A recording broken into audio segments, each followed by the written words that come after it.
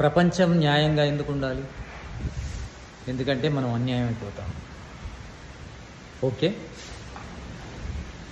మరి మనము అందరూ న్యాయంగా ఉండాలని కోరుకున్నప్పుడు అందరూ కూడా మనం న్యాయంగా ఉండాలని కోరుకుంటారు కదా. ఎంత దుర్మార్గుడైనా అన్యాయము, అబద్ధము, మోసం చేసే వాళ్ళతోని స్నేహం చేయడు. దుర్మార్గుడైనా మంచివాడైనా మంచి వాళ్ళతోనే స్నేహం చేస్తారు. కారణం, వాళ్ళకు మోసం జరగద్దని, వాళ్ళకు అన్యాయం, నష్టం, దుఃఖం రావద్దని. మరి మనను కూడా అలానే కోరుకుంటారు కదా. చూడు, మనము ఎదుటి వ్యక్తి న్యాయంగా ఉండాలనుకుంటున్నాము, ఆ ఎదుటి వ్యక్తి కూడా నువ్వు న్యాయంగా ఉండాలనుకుంటాడు కదా. సేమ్ టు సేమ్ కదా. కనుక మనం కూడా న్యాయంగా ఉండాలి.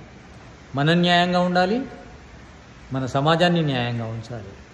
కేవలం మనం న్యాయంగా ఉంటే సరిపోదు, కేవలం సమాజం న్యాయంగా ఉంటే సరిపోదు. కానీ సమాజాన్ని న్యాయయుక్తం చేయాలంటే ఆ ప్రయత్నం మన నుంచి ప్రారంభం కావాలి. మనమే ప్రయత్నం చేయాలి.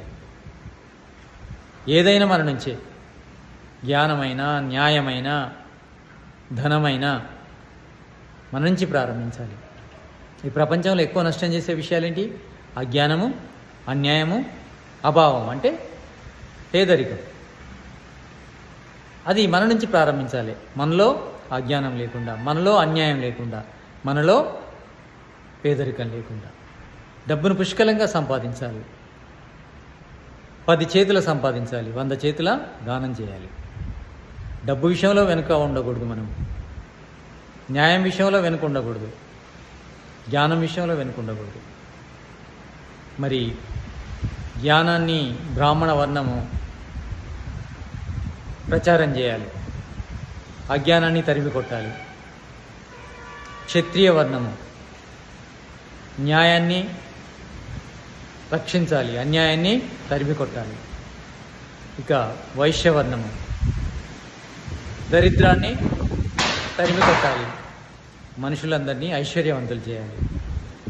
ఆ పని చేసినప్పుడు సమాజం ఆనందంగా ఉంటుంది. ఎవరి ధర్మాన్ని వాళ్ళు పాటిస్తూ వాళ్ళ నుంచి ప్రారంభించాలి ఈ ధర్మ పోరాటాన్ని, ఈ న్యాయ పోరాటాన్ని, ఈ సత్య పోరాటాన్ని.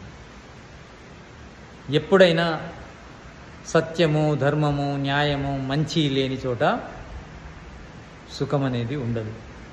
సుఖం కావాలంటే కేవలం మనం మారితే సరిపోదు, ప్రపంచాన్ని కూడా మార్చాలి. ఎందుకంటే మనం సంఘజీవులం. సంఘంలో అందరితోనే అవసరం ఉంది. కనుక అందరు మంచిగా ఉండాలి. అందరు మంచిగుంటేనే మన జీవితం మంచిగా ఉంటుంది. 3 దుఃఖాలు ఉంటాయి.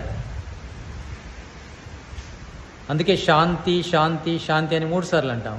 3 దుఃఖాల నుంచి మనకు శాంతి కలగాలి. ఒక దుఃఖం ఏంటిది? మన వ్యక్తిగత దుఃఖాలు, మన శారీరక దుఃఖాలు. అవి ఉండకూడదు. రెండవ దుఃఖం ఎక్కడి నుంచి వస్తుంది? సమాజం నుంచి.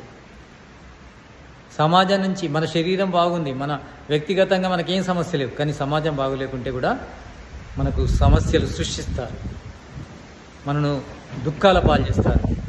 కనుక సమాజం కూడా బాగుండాలి. మనం బాగుండాలి, సమాజం బాగుండాలి. తర్వాత 3వ దుఃఖం ప్రకృతి నుంచి. మనం బాగున్నాం, సమాజం బాగుంది, కానీ ప్రకృతి వైపరీత్యాలు ఉన్నాయనుకోండి. అతి ఉష్ణం, అతి శీతలం, అతి వర్షం, అతివృష్టి, అనావృష్టి, భూకంపాలు, సునామీలు, తుఫాన్లు, ఇవి కూడా దుఃఖానికి కారణం ఉంటాయి. ప్రకృతి మాత కన్నెర్ర చేస్తే మన జీవితం లోపల సుఖం మాయమైపోతుంది, ప్రశాంతి వస్తుంది. కనుక ప్రకృతి నుంచి కూడా మనము శాంతిని పొందాలి. అందుకే శాంతి, శాంతి, శాంతి అంటే మనం బాగుండాలి, సమాజం బాగుండాలి, ప్రకృతి బాగుండాలి. దానికోసము పోరాటం ఎక్కడి నుంచి ప్రారంభమవుతుంది? మన నుంచే ప్రారంభమవుతుంది. మనం బాగుండాలి, సమాజాన్ని బాగు చేయాలి, ప్రకృతిని బాగుంచాలి. ఇది మన బాధ్యత.